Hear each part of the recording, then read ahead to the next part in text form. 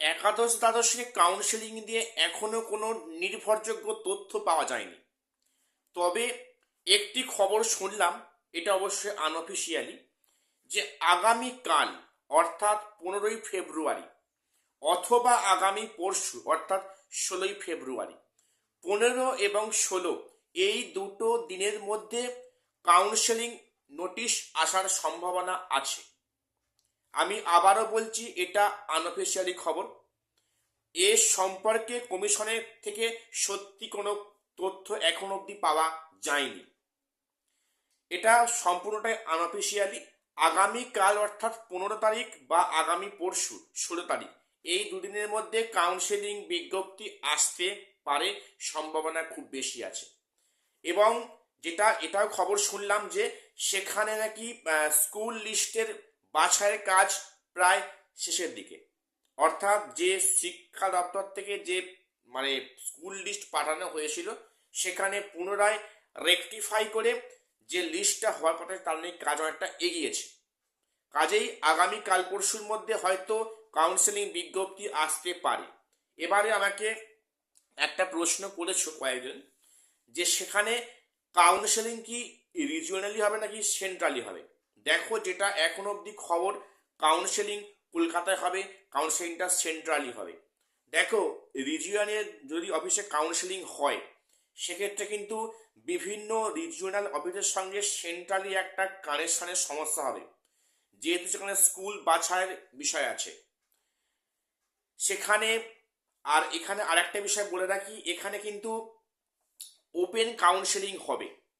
অর্থাৎ এখানে তুমি ইচ্ছা মতো স্কুল বাছতে পারবে, সেখানে কোনো ক্যাটাগরির কোনো বাধা থাকছে না, শুধু মেল ফিমেল বাদ দিয়ে।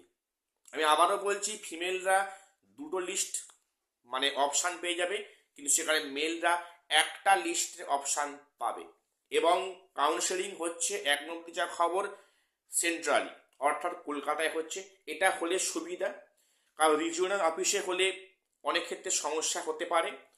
2016 কিন্তু সেন্ট্রালি হয়েছিল, এবারও সেন্ট্রালি হবে এক নম্বর যা খবর, যদি খুব বেশি মানে উল্টোপাল্টা না হয়। তো এবারে ওপেন কাউন্সেলিং হবে। আমি তোমাদের বিষয়টা আগে উল্লেখ করেছি যে ওপেন কাউন্সেলিং বিষয়টা কি সেটা। তো আর একটা খবর বলে রাখি যে 9-10 মানে নবম দশমের যে ভেরিফাই প্রক্রিয়া, অনেকে বলছে সেটা নাকি মার্চের 10 তারিখ নাগাদ শুরু হতে পারে। তো একটা সম্ভাবনা তৈরি হচ্ছে, কেন যদি কাল পরশুর মধ্যে কাউন্সেলিং বিজ্ঞপ্তি আসে, তাহলে হয়তো এই মানে ফেব্রুয়ারির লাস্ট উইকে কাউন্সেলিং প্রক্রিয়া শুরু হবে। এই প্রক্রিয়া কন্টিনিউ হবে, পাশাপাশি কিন্তু সেখানে ভেরিফাই প্রক্রিয়া শুরু হবে। তো ভেরিফাই প্রক্রিয়া শুরু হতে হতে মোটামুটি যদি হয়, তাহলে কিন্তু মানে মার্চের 10 তারিখের আগে হচ্ছে না, কারণ সেখানে মার্চের 1 তারিখে গ্রুপ সি এবং 8 তারিখে গ্রুপ ডি পরীক্ষা কন্ডাক্ট করা হয়েছে।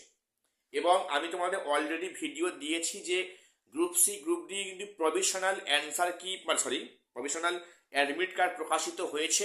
প্রত্যেকে দেখে নিও যে সেখানে সব ঠিকঠাক আছে কিনা, না হলে কিন্তু এখনো এডিট অপশনের জায়গা আছে। তবে আমাকে অনেকে প্রশ্ন করছে যে অনেকে কিন্তু মানে কারেকশনের সমস্যা হচ্ছে, সার্ভার এরর দেখাচ্ছে। দেখো, সেটা এখন সার্ভারের সমস্যা আছে, একটু ওয়েট করে যাও, আশা করছি 2-1 দিনের মধ্যে এটা সলভ হয়ে যাবে। তো এখন এই মুহূর্তে আমি এটুকুই আপডেট দেওয়ার ছিল। প্রত্যেকের চ্যানেলটা সাবস্ক্রাইব করে দিও এবং গুরুত্বপূর্ণ আপডেট পাওয়ার জন্য। আর শেষ করছি, দেখা হচ্ছে পরে কোনো আপডেট নিয়ে।